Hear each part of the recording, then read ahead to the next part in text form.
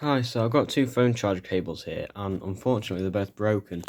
But they're both broken at opposite ends, so I'm just going to get the two working ends and make one big cable out of it.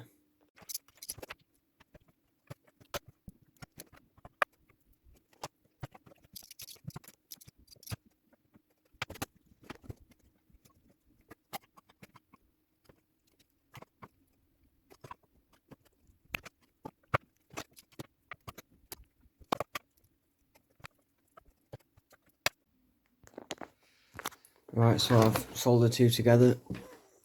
See, that end of it's plugged into a power bank. It's all the same cable. I plug it into my headphones here. You see it's charging. If I unplug it, stop charging. So it seems to be working. Although I do want to get a new one because this is a bit dodgy.